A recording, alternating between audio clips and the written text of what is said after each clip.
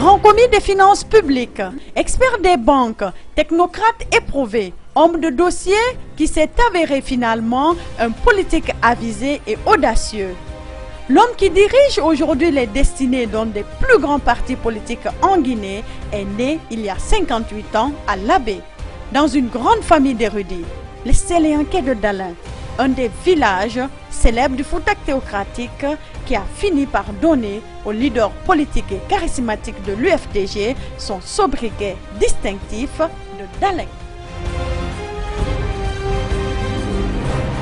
L'homme sur qui repose l'espoir de tout un peuple incarne aux yeux de l'opinion et de bon nombre d'observateurs la rupture pour un renouveau de la Guinée. La Guinée, un pays qu'il connaît dans tous ses coins et recoins. Lentement mais sûrement, Cellou Dalein Diallo, le leader de l'UFDG, va se frayer un parcours pour se forger un destin national en se construisant au fil du temps un épais carnet d'adresses et un vaste réseau de relations qui transcendent tous les clivages.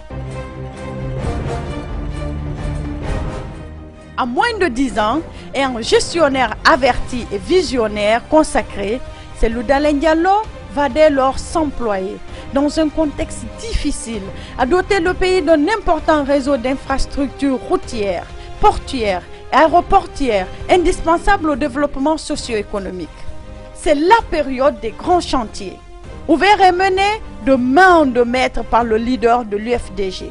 Cellou le bâtisseur, patron de la maîtrise d'ouvrage, va être sur tous les fronts et dans tous les chantiers. Le projet de route régionale Kankankouré-Malais-Bamako, doté d'un financement de 200 milliards de francs guinéens qu'il aide à mobiliser. Il pilote rapidement le tronçon Doko-Kouré-Malais à la frontière malienne. L'homme est sous le charme du président Amadou Toumani Touré du Mali.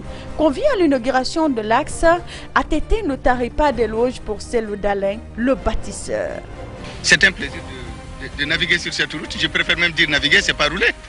Et je ne peux qu'en être fier et surtout vraiment profiter de l'occasion pour d'abord féliciter et remercier le ministre des Transports et des Travaux publics. C'est une très belle œuvre. Le grand pont de Djilibakoro qui enjambe le Niger sur 520 mètres est de nos jours le plus long construit en Guinée. Cet ouvrage inauguré en 2004 qui a permis de dompter le fleuve Niger entre Kanka et Sigiri est associé à l'image du patron de l'UFDG qui a suivi son érection de bout en bout. Le pont de Tenkiso à l'entrée de la ville de Sigiri, c'est un calvaire, de moins pour les traversées risquées et les noyades mortelles. On le doit également à la dextérité de Cellou Dalein.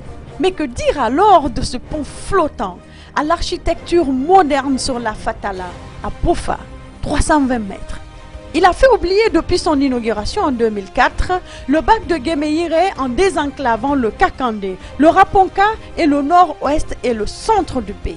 Un chef-d'œuvre complété par le petit pont sur la Tibola qui donne accès au grand pont situé à la jonction Fatala-Rio-Pongo, séparé par l'île au Diable. Le leader de l'UFDG est populaire et charismatique. C'est le choix utile pour des solutions pratiques et efficaces aux maux de la Guinée. Un président pour une Guinée unie et prospère.